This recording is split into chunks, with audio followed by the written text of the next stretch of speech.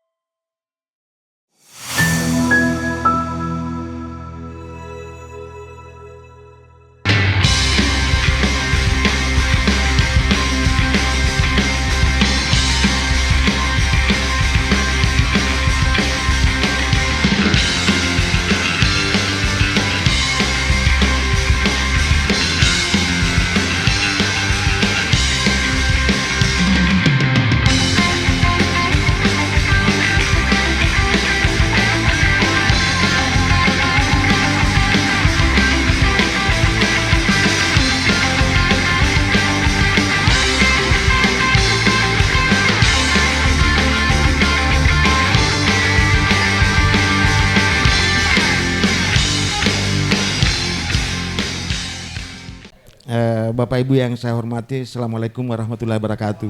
Assalamualaikum warahmatullahi wabarakatuh. Ini sebenarnya saya dipaksa ya, tanda kutip dipaksa untuk berbicara karena sudah ada tema yang dibagikan. Sebenarnya ada yang lain yang saya mau sampaikan, tapi kelihatannya agak tidak berhubungan dengan agak jauh. Bisa sih sebenarnya dihubung-hubungkan ya. Apa itu? Enggak apa-apa, biar saya yang memutuskan itu ada Iya, hubungannya apa enggak. Ada 4 saya diberikan kepada saya. Itu yang pertama menyangkut komunikasi politik. Ya. Yang kedua menyangkut masalah kepahlawanan Soeharto. Yang ketiga menyangkut masalah koalisi. Dan yang keempat masalah check and balances itu. Ya. Oke. Saya kira nggak usah tidak apa-apa ya. Komunikasi politiknya kitahin Pak Harto, nanti mungkin kita nggak terlalu relevan untuk bicarain di sini ya. Nanti kita bicarain di topik yang tempat lain lagi ya. Iya, saya kira tapi tidak apa-apa sebenarnya saya singgung itu karena berkaitan. Jadi pertama 10 menit ya. Iya, baik. Pertama-tama sebenarnya ini saya sudah sampai kepada kesimpulan bahwa sebenarnya prakondisi untuk Indonesia bubar itu, ya untuk Indonesia, karena selalu saya mengatakan Indonesia jatuh, tapi Indonesia bubar, prakondisi itu sudah tercipta itu. Jadi tinggal sedikit pemicunya. Nah mungkin pemicunya nanti ini berupa ada pembangkangan politik yang tidak terkendali, ya yang sangat mungkin dilakukan oleh satu generasi ya kita tidak duga, yaitu Gen Z. Karena saya amati itu generasi ini sebenarnya generasi yang tidak sama dengan saya. Kalau saya kelahiran 68 itu dididik untuk terbiasa dengan spekulasi gitu. Sementara Gen Z ini dirancang untuk hidup dengan kepastian. Nah, saya kira berapa jumlah Gen Z di Indonesia itu menghadapi ketidakpastian. Dan itu kegelisahan luar biasa. Bapak bisa bayangkan seorang mahasiswa yang baru lulus, saya tanya, ya Anda mau kuliah lanjut S2 atau Anda cari pekerjaan? Apa jawabannya itu? Saya ingin pekerjaan dulu. Karena tidak ada manfaatnya, tidak ada gunanya saya sekolah, sementara kemudian saya menganggur. Nah itu dan dia lihat, saya tanya, apa kemungkinan kamu punya peluang untuk bekerja? Nah, dari itu itu jawabannya, bahwa pemerintah negara ini tidak mendesain kami untuk bekerja. Jadi negara ini abai terhadap tugasnya untuk menyediakan kami lapangan kerja gitu. Jadi itu, dan saya kira itu ketidakpuasan tidak bisa dibuatkan argumen untuk menghindari itu. Baik, saya masuk yang pertama menyangkut masalah komunikasi politik ya, karena waktunya sangat sempit. Sebenarnya ada problem besar di negara kita ini yang saya katakan tadi, bahwa ada ada indikator prakondisi Indonesia sudah memenuhi syarat untuk bubar. Yang pertama itu kapabilitas responsif tidak ada. Yang kedua, kapabilitas regulatifnya yang sangat buruk. Ya pokoknya seluruh aparat negara itu, istilahnya bahasa saya sederhana itu, dilarang melarang itu. Dilarang melarang. Dilarang melarang. Jadi semuanya melanggar. Dan kalau ada yang menegur, dia bilang dilarang melarang itu. Kayak lagunya Haji Omai Rama ini. Kayak seperti itu. Jadi kapabilitas regulatifnya rusak. Yang kedua, kapabilitas distributif dan alokatifnya tidak ada. Jadi sumber daya alam, sumber daya manusia, sumber daya buatan tidak didistribusikan itu. Tidak ada alokasi itu. Jadi kekayaan alam tidak dialokasikan kepada rakyat Indonesia itu. Jadi terakhir saya dengar, enggak apa-apa katanya sumber daya itu dihabisi kalau sepanjang negara itu dapat keuntungan. Nah, ini sebenarnya sangat berbahaya, karena misalnya kalau tidak salah data lama yang saya gunakan ya, ada lebih 20.000 desa yang ada di kawasan hutan dan ada di tepi hutan. Artinya apa? Itu ada bencana. Jadi 20.000 desa itu sedang menghadapi ancaman bencana struktural. Karena hutan itu sumber daya itu sudah dirusak gitu tadi. Jadi pengertian alokasi dan distributif tidak ada di situ. Kemudian berikutnya adalah kapabilitas simbolik. Saya kira sampai sekarang kita tidak percaya lagi dengan pemerintah. Pemerintah kehilangan kepercayaan. Dia berpidato di mana-mana, apapun dilakukan itu, masyarakat sudah tidak percaya itu. Dan coba kalau kita analogikan negara itu keluarga itu tetap utuh meskipun dia miskin, Pak. Ya, tapi kalau sudah tidak ada lagi kepercayaan, keluarga itu bubar. Itu. Dan itu di Indonesia terjadi itu. Jadi kapabilitas simboliknya tidak ada. Berikutnya adalah kapabilitas ekstraktifnya tadi. Sumber daya manusia, bisa bayangkan jumlah orang terdidik yang menganggur sangat tinggi di Indonesia itu. Ya, sementara kita selalu mengatakan sumber daya kita lemah. Saya kira semua ahli sudah ada di Indonesia kok, cuma tidak dimanfaatkan, ya, dan tidak digunakan, tidak dimaksimalkan. Jadi sumber daya manusia di Indonesia seharusnya mengelola sumber daya alam, dan sumber daya alam itu diubah menjadi sumber daya buatan, kemudian didistribusikan, dialokasikan kepada rakyat seluruh Indonesia untuk makmur, untuk sejahtera, itu tidak ada. Kemudian berikutnya adalah kapabilitas kapabilitas domestik kita tidak yakin bahwa ada stabilitas politik, ada integrasi politik. Jadi integrasi politik vertikal, horizontal itu semua sudah rusak itu. Saya yakin ya sekarang ini daerah sedang berpikir untuk memisahkan diri dari Indonesia, Pak. Itu menyangkut sudah berbicara tentang konflik vertikal itu. Konflik horizontal juga seperti itu. Di mana-mana terjadi pembelahan itu anak bangsa itu. Ya, dan terakhir saya dengan mudahnya tuh menghina satu suku, menghina suku lain itu. Dan itu yang saya amati itu sudah sampai ke arah sana. Jadi tidak ada integrasi politik vertikal maupun horizontal itu. Jadi semuanya semu. Dan tidak ada stabilitas politik itu. Kemudian yang terakhir itu yang terakhir itu kapabilitas internasional. Jadi diplomasi kita itu sangat lemah, dia tidak mampu memperjuangkan kepentingan nasional kita itu. Ya itu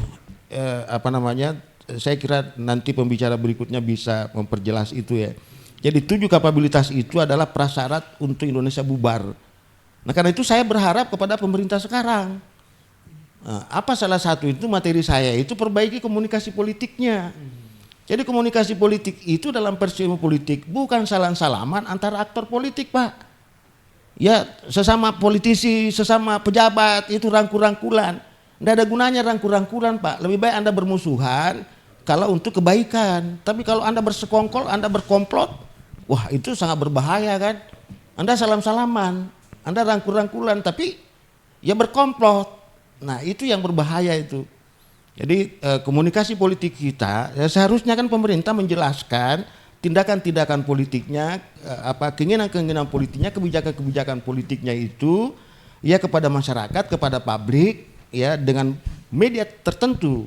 Nah ini saya sebenarnya mau menyarankan kepada Pak Prabowo itu berhentilah berbicara tanpa teks. Ya, karena itu berbahaya itu. Hampir semua omongannya tanpa teks itu membuat menggerogoti kekuasaannya sendiri. Yang kedua, ini mungkin karena tidak adanya juru bicaranya itu. Eranya Pak Harto itu ada juru bicara negara. Ya, Seknek itu Pak Bordiono itu saya pernah bicara itu. Kenapa Bapak kalau bicara itu tunduk itu?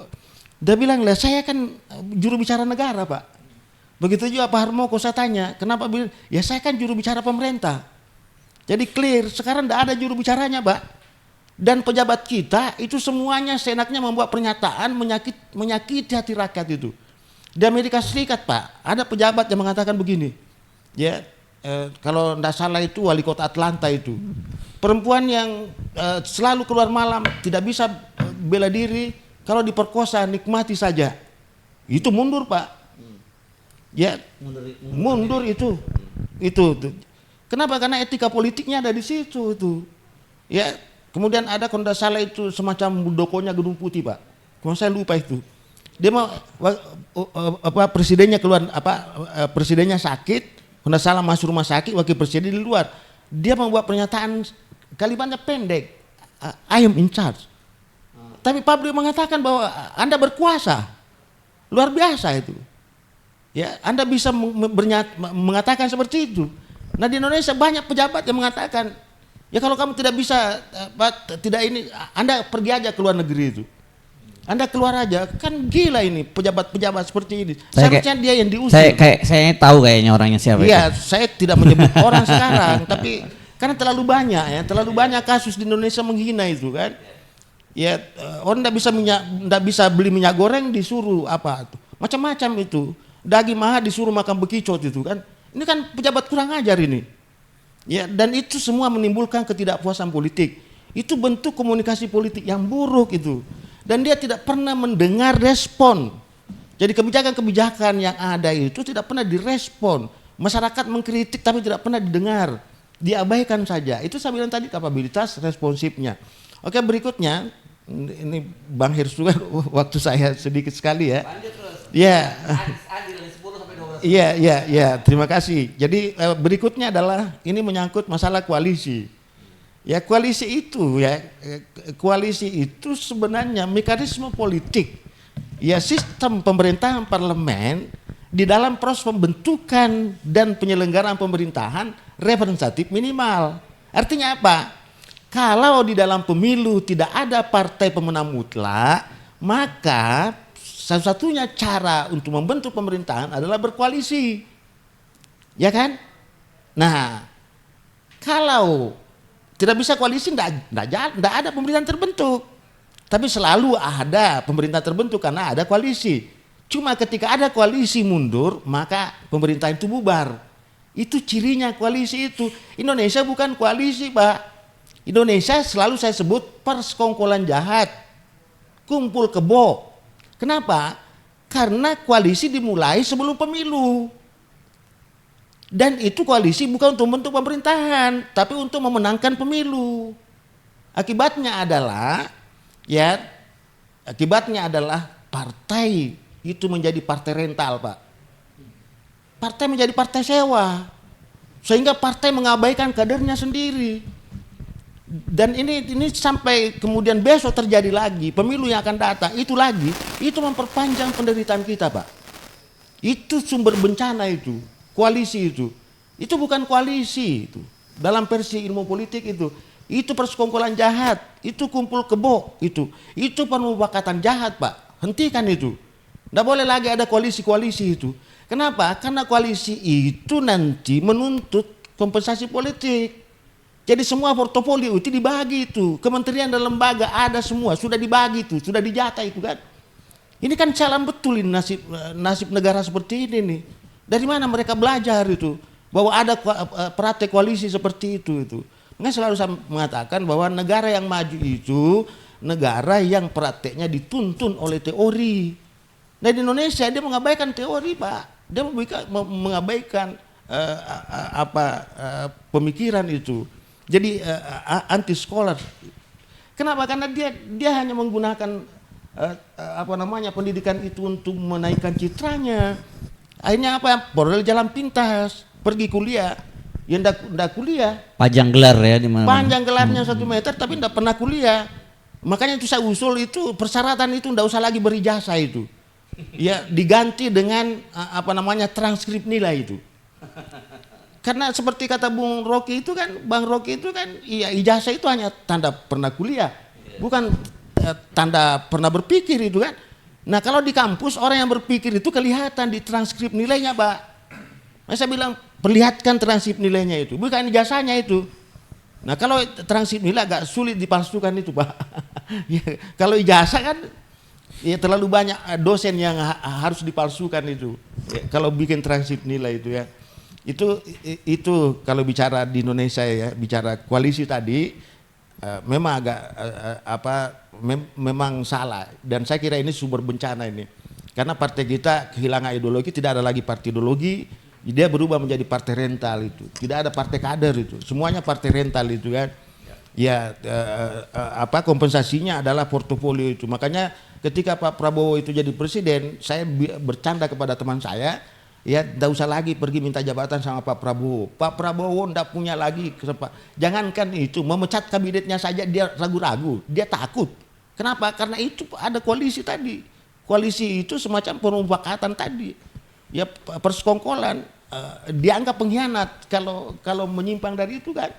Jadi tidak mungkin itu. Nah implikasinya adalah tidak mungkin mengharapkan pengawasan dari DPR Pak. Tidak mungkin itu. Karena istana dengan Senayan sudah berkomplot Pak. Nah kalau Senayan dengan istana sudah berkomplot, maka Cilangkap, ya Trunojoyo, Pejaten, itu adalah hasil nanti dia harus ngikut Pak. Harus ngikut itu. Dan kalau lembaga ini ngikut, Trunojoyo ikut, Cilangkap ikut, Pejaten ikut, ya mampus negara ini Pak, jatuh Pak. Karena semua lokasi ini adalah lokasi negara strategis Pak.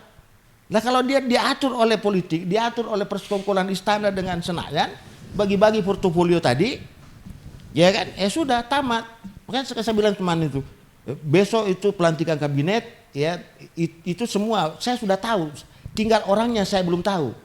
Tapi saya sudah dapat informasi portofolio lembaga kementerian ini, jatahnya partai X, partai Y dan sebagainya itu. Jadi kalau Anda meminta jabatan pergi ke partai itu. Jadi itu kita tidak bisa lagi berharap ada pengawasan itu yang kuat itu, ada kontrol dari DPR itu. Ya padahal sebenarnya check and balances itu sebenarnya konsep sistem politik untuk mencegah terjadi penumpukan kekuasaan itu, konsentrasi kekuasaan. Yang terjadi sekarang adalah konsentrasi kekuasaan di tangan kelompok. Karena itu selalu saya katakan, ya di eranya Jokowi itu paling menguat 10 tahun itu memproduksi 3 oligarki itu. Tidak ada oligarki negara di dunia kecuali di Indonesia. Sempurna betul. Ada oligarki politik, ya yang saya sebut badut politik, ya segelintir orang yang berambisi untuk berkuasa tapi tidak punya kemampuan untuk menyelenggarakan pemerintahan dengan baik. Itu. Yang kedua itu oligarki ekonomi itu, segelintir orang yang bernafsu untuk menguasai seluruh sumber daya alam, sumber daya buatan itu, sampai kampus pun dimasuki itu. Kenapa kampus mau dikuasai, diakuisisi? Karena kampus di situ ada namanya paten. ada hak cipta di situ itu kan, dan intelektual itu. Jadi intelektual kita itu tidak pernah menjadi orang yang tercerahkan itu. Dia selalu menjadi alatnya tadi oligarki ini tadi ini, bandar politik itu. Karena itu jangan heran kemudian terjadi pelacuran intelektual di Indonesia sangat tinggi itu. Dan itu kemudian yang terjadi adalah ya intelektualnya itu menjadi turun ketiga, menjadi oligarki sosial. Segelintir orang yang yang berharap nasib baik dari segi ekonomi dan politik dengan cara antri di depan pintu istana untuk berharap belas kasihan agar diberikan dia kehidupan ekonomi, dan ini terjadi oleh kaum intelektual di Indonesia itu. Ya, saya kira itu Bang Hersu ya. Siap. Yang saya sampaikan ya. Oke, terima kasih. Pak Prabowo harus hentikan itu. Ya. Kalau dia tidak hentikan, artinya Pak Prabowo ya bagian daripada rezim politik yang mempercepat kejatuhan Indonesia itu. Saya tidak berharap itu terjadi, karena itu saya masih berharap Pak Prabowo mendengar suara saya itu. Oke, ya, Insya Allah. Terima kasih, yes. Bang. Baik, terima kasih Bung Dr. Mulyadi.